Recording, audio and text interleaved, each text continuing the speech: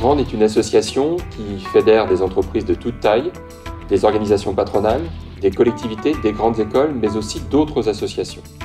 Nos adhérents sont rassemblés autour de cette question stratégique du développement durable en entreprise. Les partages cafés ont été créés par le groupe de travail Qualité de vie en entreprise.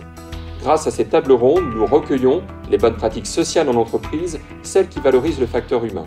Ainsi, et dans le cadre de la 11e semaine pour la qualité de vie au travail, nous avons souhaité, en partenariat avec l'ARACT et avec le concours de la RAID, organiser un partage café sur cette question ô combien d'actualité de la conciliation des temps et de l'équilibre vie professionnelle, vie privée. Les entreprises exemplaires ont pris toute la mesure de cette conciliation. Je vous propose de les découvrir dès à présent.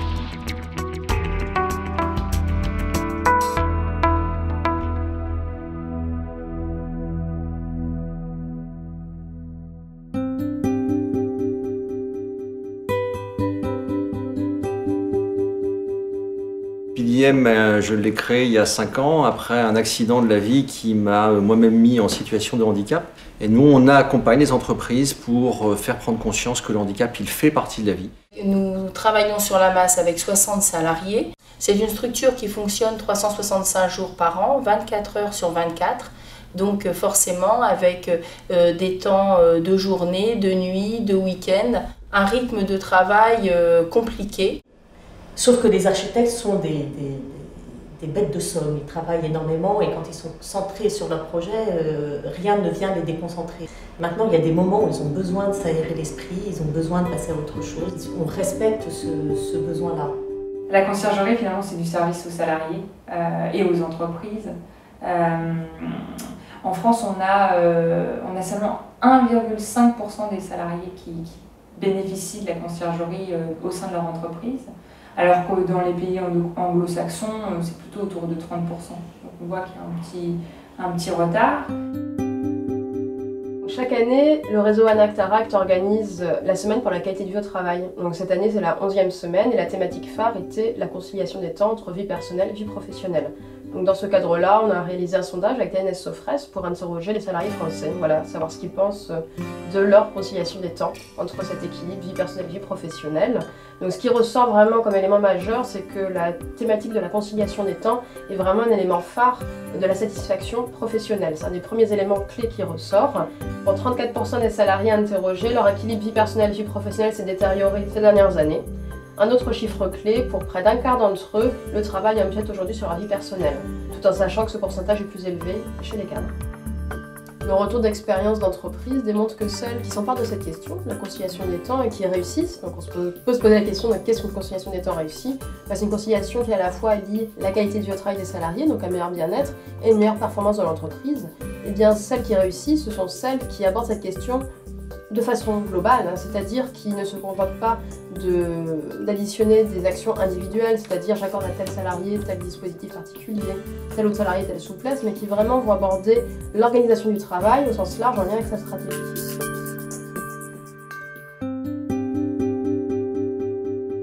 Le métier d'aide médico-psychologique ou d'aide-soignant nécessite une attention de tout instant. Et donc on a forcément besoin de personnes qui sont complètement disponibles dans la relation à l'autre et qui s'y sentent bien. Nous avons défini des cycles de travail et la personne en a la connaissance sur une année. Si bien qu'elle peut effectivement s'organiser, prévoir des choses dans sa vie personnelle, tout en sachant qu'elle va être libre professionnellement. Ensuite, au quotidien, la personne peut avoir besoin effectivement d'un temps pour aller chez le médecin, pour faire quelque chose qu'elle n'a pas prévu. Nous avons donc mis en place des personnes via les contrats d'avenir, donc des gens qui se forment au métier d'aide médico-psychologique et du coup qui arrivent en support. Nous avons 3 métiers, donc les inspecteurs de chantier, les architectes et tout le pôle administratif. On a des statistiques qui nous permettent de dire quelle est leur activité et leur rythme de travail sur plusieurs à l'année. Et c'est cette matière qui nous a permis de construire ce schéma. Mais de façon générale, c'est la semaine entre Noël et le jour de l'an qui est une 6e semaine offerte. Et une dizaine de jours de récupération dans l'année. ce qui leur permet de ne pas être à chipoter, à dire là j'ai fait un quart d'heure de plus, là, voilà. Avec possibilité de construire sa semaine de 35 heures sur 4 jours et demi. Possibilité également, on a une adresse mail qui permet à chacun à tout moment d'envoyer un mail en disant bah, écoutez, là ce soir je dois partir à 5 heures parce que j'ai une urgence, ou là demain je serai absent parce que j'ai un rendez-vous chez le médecin. Alors la façon dont nous sommes organisés, c'est des consultants qui interviennent chez les clients, mais qui ne sont pas tous les jours chez les clients, même si l'objectif du chef d'entreprise c'est qu'ils le soient tous les jours. Et donc les jours où ils n'interviennent pas, télétravail de leur domicile, pour soit préparer leur prochaine intervention, soit travailler sur d'autres sujets. Ça, c'est une partie de l'effectif. Et l'autre partie, c'est le back-office, qui est basé ici à Rouen, et qui, lui, a vocation à être en support des consultants qui interviennent chez les clients. Et il se trouve que certaines d'entre elles n'habitent pas Rouen même, donc avec des temps de transport, notamment pour une qui habite Caen, qui est relativement éloignée. Et un jour, une réflexion, une idée, mais pourquoi je ne vous proposerai pas, vous aussi, de faire du télétravail ?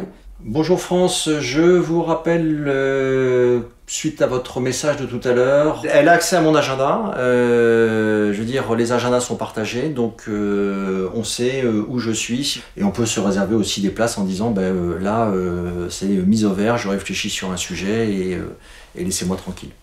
Autre dispositif, un certain nombre d'entreprises disent on ne fait pas démarrer de réunion après 16h ou 17h.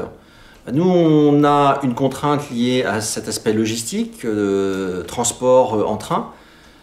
On a pris la contrainte inverse en disant il n'y a pas de réunion qui se termine après 16h30 pour qu'elles puissent aller sereinement prendre leur train à la gare.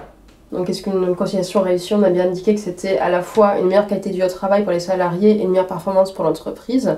Mais je recommande pour ça de pouvoir impliquer les acteurs de l'entreprise en amont, dans le projet. C'est-à-dire construire les solutions de conciliation des temps avec les salariés et leurs représentants, tout simplement pour pouvoir tenir compte des enjeux et attentes de bien-être des salariés, et puis également de l'organisation du travail, de la façon dont il se déroule au quotidien sur le terrain. Donc pour ce faire, les entreprises ne sont pas seules pour agir, il existe différents acteurs sur le territoire, et surtout les solutions ne sont pas trouvées uniquement au sein de l'entreprise, mais également dans son environnement, avec ses clients, ses parties prenantes. Il s'agit d'intégrer des enjeux beaucoup plus larges que les enjeux stricts d'organisation interne de l'entreprise. C'est de responsabiliser les salariés, qu'ils se sentent, je dirais, acteurs et propriétaires aussi de l'organisation du temps. Petit à petit, on les a fait travailler ensemble et les problèmes sont venus d'eux-mêmes. Et à partir du moment où ils ont eux-mêmes soulevé les problèmes, et tout d'un coup, ce sont eux qui se sont appropriés la démarche. Et maintenant, on n'a plus besoin de ces réunions formelles parce qu'ils le font d'eux-mêmes. Je me sens aujourd'hui complètement concernée par la conciliation des temps, parce que derrière la conciliation des temps, c'est la dimension de la santé au travail. On peut comptabiliser presque une demi-heure de gain de temps par service accordé, puisqu'entre les bouchons, le déplacement de façon générale, la recherche d'un prestataire, tout ça, ça prend vraiment du temps. Et la plupart des gens viennent pour plusieurs services à la fois, donc on pourrait estimer que certaines personnes repartent avec 2 heures de temps gagné finalement. C'est pas forcément des choses extraordinaires, c'est des petites choses qui, accumulées les unes après les autres, font que, finalement, on peut vivre mieux comme cela. Quand j'entends certaines personnes me dire « mais oui, mais la productivité là-dedans, parce que c'est bien gentil, mais comment tu mesures le résultat ?» Le résultat, il est mais flagrant. C'est que premièrement, j'ai aucun turnover, donc j'ai une équipe stable, aucun absentéisme. C'est quelque chose qu'on ne connaît absolument pas, puisque les gens savent que si ils veulent du temps, ils peuvent le prendre. La pression, elle existe dans toutes les entreprises. Si on rajoute encore plus de pression, les gens dans un premier temps vont fonctionner et ils vont s'épuiser. Si on met de la qualité de vie au travail, si on fait un certain nombre de petites actions, on va permettre aux collaborateurs d'arriver en étant plus sereins, plus détendus et puis beaucoup plus impliqués. Et ça, cette implication, c'est quelque chose qui est extraordinaire. Ça n'a pas de prix.